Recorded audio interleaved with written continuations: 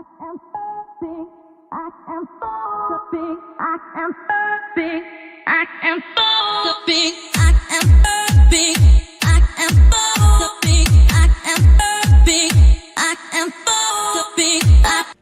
name is Kiba Snowpaw and this is the Danish Furry Gamer, and welcome back to episode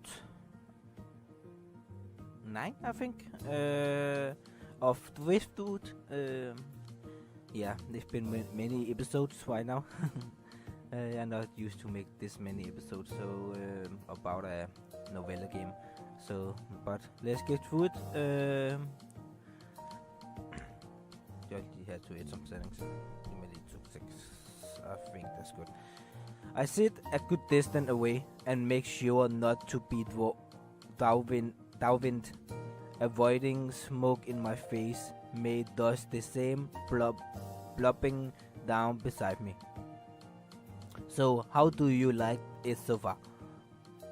This question is going to keep coming my way over the next few days, I'm sure.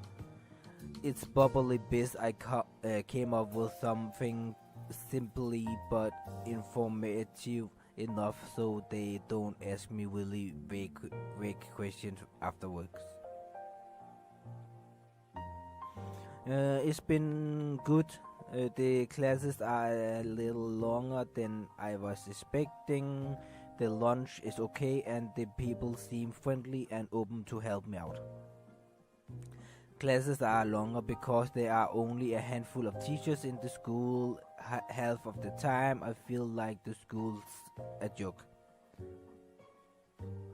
What do you mean? Gavin raises his eyebrow at me as if curious as to why I didn't get what he meant. Well, I mean, come on. We have uniforms, but they ain't mandatory to wear. We don't have any sport teams or any place for sports related things, and yet we have a dorm. May pounds, shaking her head.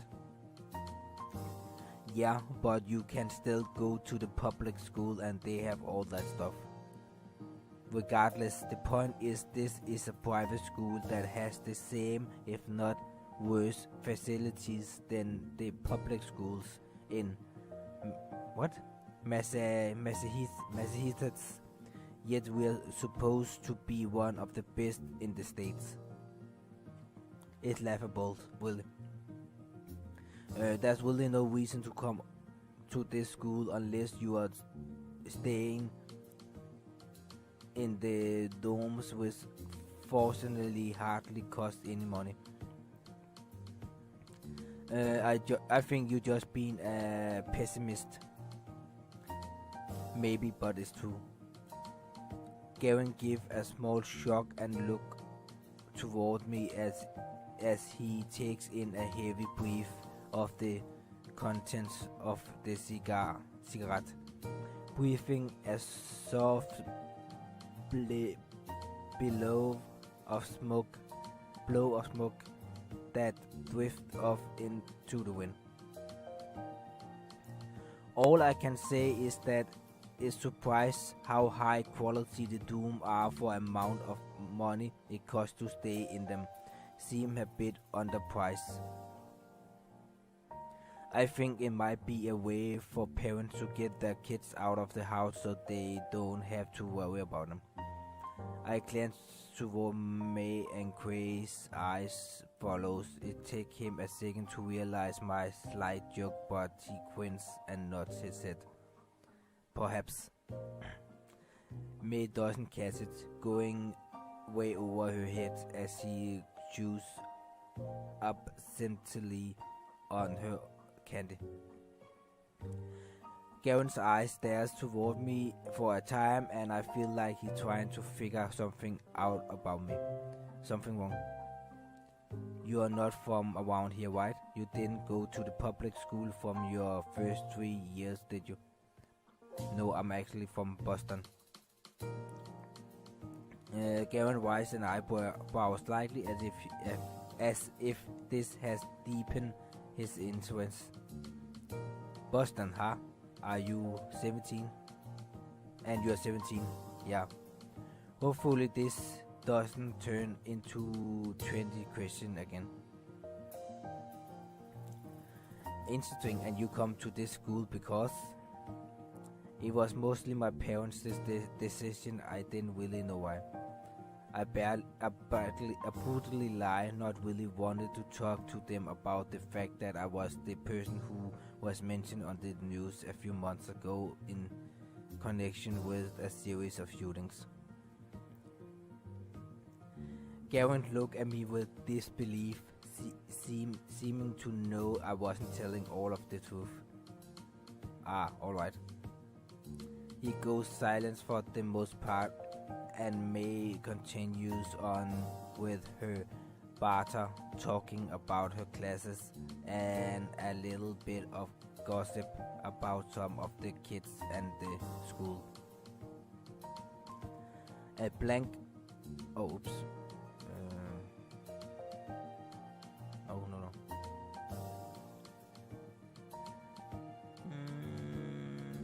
Oh, anyway. I don't know how to go back. I can't remember. Oh, hey. I think I found out. Ah, nice. I blanked most of it out of the just... I blanked out... Whatever. I can't read right now. I blanked most of it out. And just stare out at the street, watching as cars drive by, some of which are filled with students still in their uniform on their way home. And Yuku is apparently going to start dating this year. The mention of Yuki brings me back into the conversation, and I glare toward May with instant. Huh? She's open for dating people now. She never gone on a date with anyone, most likely because of her parents and her being a snob and not wanting to waste her time or something. That doesn't seem like the Yuki I met. Maybe she was just focusing on more important stuff like schoolwork. May paused her lips and shrugged, only to return to chewing on her candies. I think her parents just didn't let her. She really flirty with some of the guys at school. Define flirty, I say, is more like being slutty and leading guys on to liking her without her even sharing the feeling. I think you're just mad because a girl has never been insisting in you. Garen rolls his eyes, standing up as he takes one last piff from his cigarette before tossing it into the ashtray nearby. Yeah, well, I'm going to get going. Garen starts to head off back toward the school, hand tucked into his pockets. May pops up on her feet and offers me a hand. Yeah, we should get back. I take it and hoist myself up, only to have May give me a little yank forward, causing me along. Surprisingly, the small conversation we had all shared has helped me get rid of my headache. I guess that's something I can be thankful of May for. The dorms are quiet tonight, and no one seems to be doing anything interesting. Only a small cluster of people are hanging around the TV room watching a rather boring and overweighted movie. I take to my room and let the slice of the night help with getting what little homework I have done. By the time I'm done, I feel heavy and exhausted.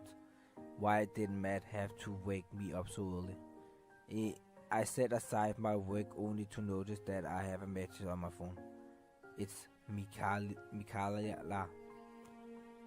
How things? Just seeing her name makes my stomach shonk. I'm partly disgusted. How are things? No, hello. No scene if even had the same number.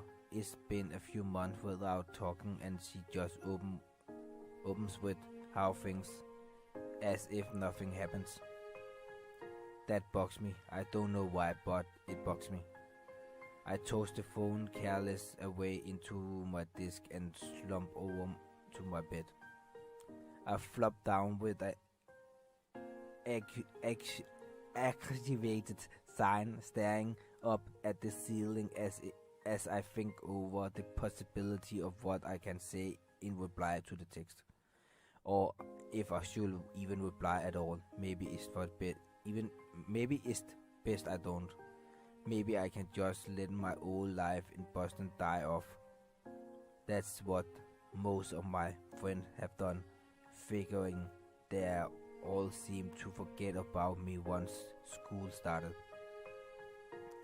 It just gave me more of a reason to try to actually make some friends here. People who I can learn from and rely on. I truly have nothing going on aside from the possibilities this new school has to offer me. I close my eyes, letting the mix of frustration, anger, and dim hope settle me into a troubled sleep.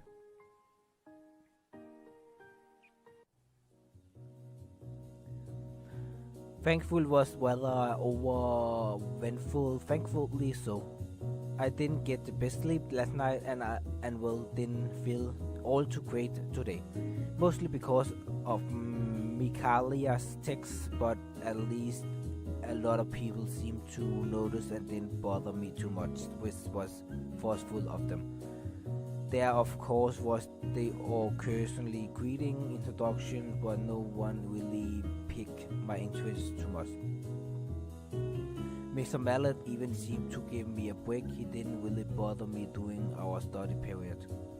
With my last class of the day coming to an end, I had this rather empty feeling of what I want to do with my free time. There wasn't much homework assigned today, too. All of it was fairly easy and mundane, aside from the paper I have worked on with Elian. Hey man, you doing anything?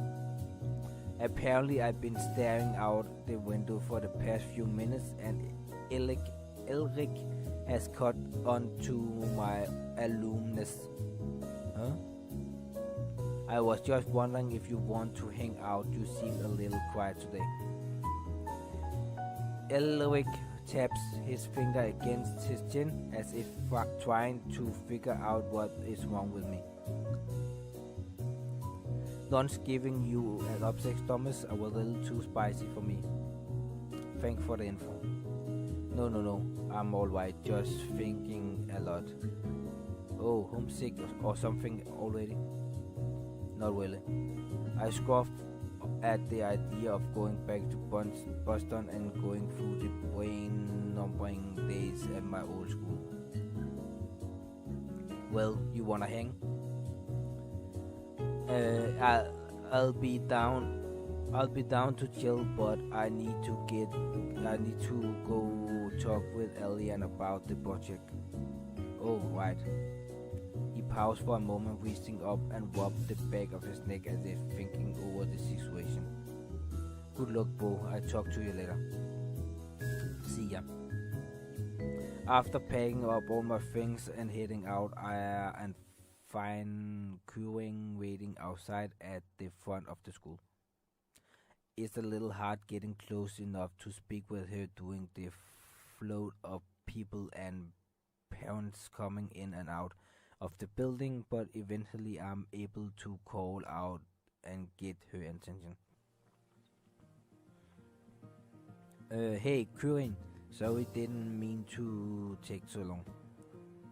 Queuing offered me dismissive way, her casual and laid-back personality strikes me as strange for someone of her type. Maybe it's just the classes, but then again, she isn't wearing her uniform today either. It's alright. So I talked with Elian about the three of us working on the project, and she said she thought it was a good idea. Carrying reports actually added a bit of a spring to my step, and I smiled. Awesome to hear. I was worried she might not want to talk about it out of class. Karen chuckled and shook her head. I know it's probably frustrating to get her to speak up in class over the background noise. She does have a very soft voice. It's cute, don't you think? I guess. Karen smirked at my hesitation before looking toward the pathway leading to the dooms, then toward me. You got everything you need, or do you need to pick up something? I'm good. I got it in my bag already. Karen gives a nod and turns, making her way down the pathway toward the domes. Having been silenced, Karen peeps up once with approach the Karen peeps up once we approach the elaborate wall that surround the pathway to the domes. So much schools don't usually allow people to hang out around the other gender domes, but the school so laid back, the faculty really doesn't care. I think it's mostly that they can't really enforce it because of the bullshit the school has. I see, makes sense. I guess what it's come down to is that the facility of the school trust the kids enough to know they won't go around engaging in shenanigans. Jeg ved ikke, hvad det var. Shenanigans. Rules are meant to be broken, so will crime be committed if there aren't rules. I think a good deal of teenager mischief is just because kids want to defy the man. The other half is, well, human nature. I suppose everyone jerks jackets up on hormones from puberty and all. That's how I always look at it, at least. I never really been a troublemaker. After the routine walk back and forth, I'll become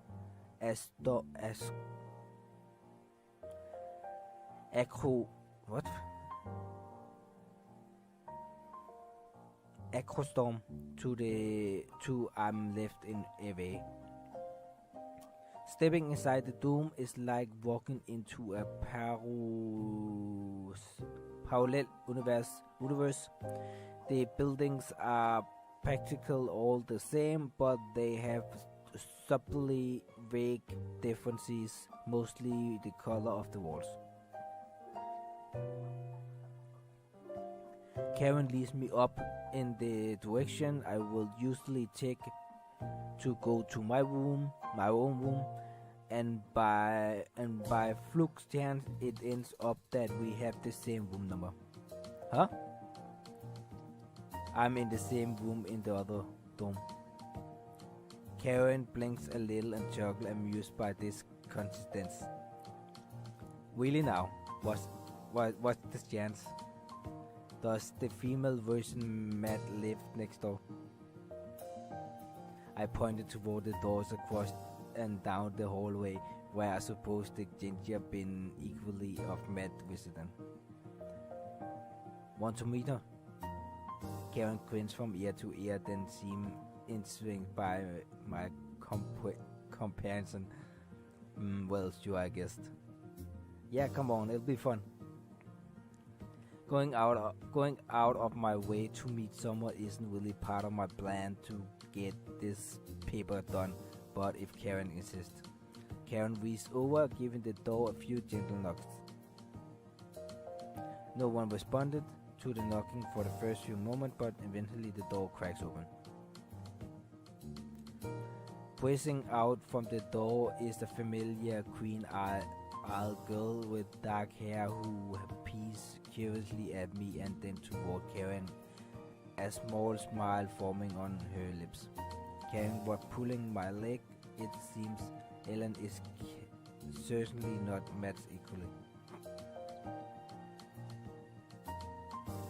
Hey Ellen, about ready to start working. The unusually nervous girl gave a small nod, looking to me and speaking in her soft-spoken tone, only to nervously peek back toward Karen if for assurance. Well, still going to work on music story, right? I offer a assuring smile, hoping she believe me. That's the plan, unless you don't want to. She beamed back, an exciting little smile coming to her face at that prospect. I like to, yes. Karen grins and gave Ellen a gentle pat on the head. I know you've been taking notes since that's all you've been talking about lately. Go get him and join Marcus and me in the room, okay? Okay. She nods again and disappears behind her door. Karen redirects her attention back to her own room, and I follow. Karen's room is surprisingly clustered. The walls are filled with posters, and she has a good amount of furniture and accessories. It looks like a PS4 with Xbox controllers. What the fuck? That's a really fucked up mix. Don't it look like a PS4? I think it looked like a PS4 and then Xbox controllers. Even had the Xbox logo. What the fuck? Copyright strike. Karen's room is surprisingly close. I'll just read that. She has a desk, both a night table and low-laying table, on one of which resting between a pair of comfy-looking floor chairs. Atop the desk has a desktop computer and TV set up on the lower table. You're going to quit this setup here. You got quite the setup here. Karen moved over to her computer desk, lazily flopping down in the chair that spins ever so slightly as she sits. She scoots toward the table in the middle of the room. Yeah, I like to indulge in my hobbies. Help me set the room up a bit.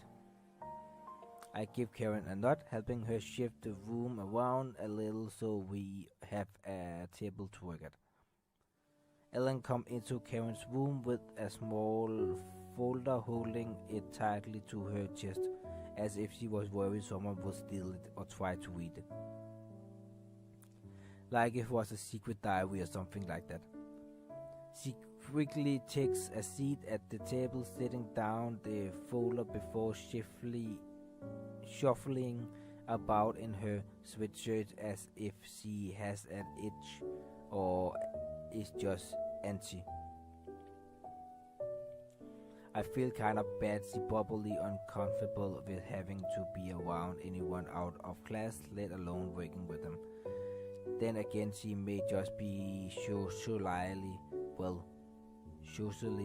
slow. I guess only Karen really knows, since she apparently actually talked to Ellen.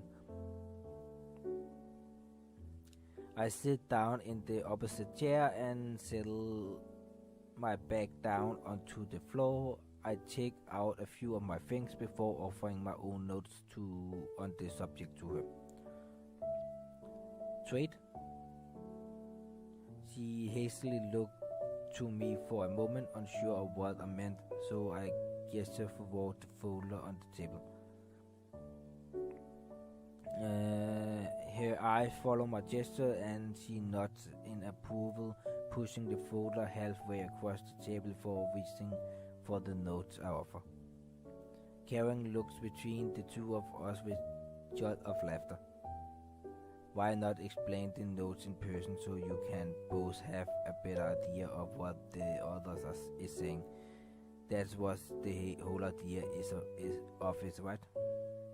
I blink off the idea and look toward Helen, who looked mentally unamused by Karen's statement.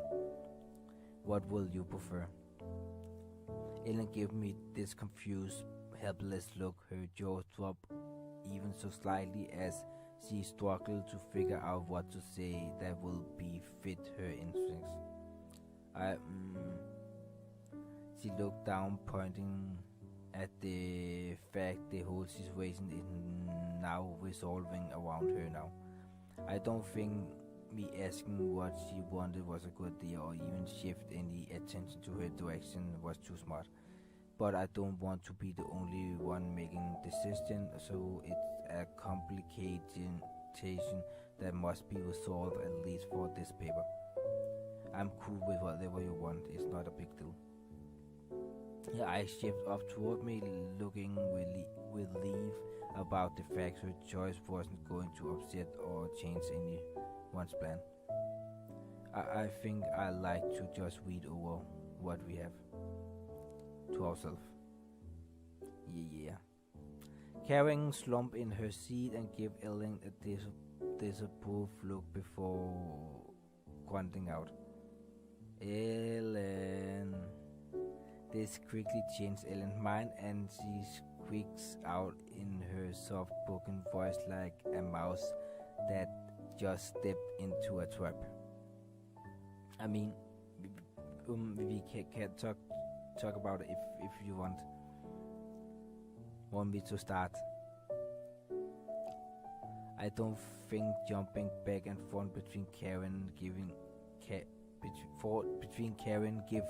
giving Ellen a hard time and my accepting the fact she might not want to really talk is going to work, so I might as well get the ball rolling.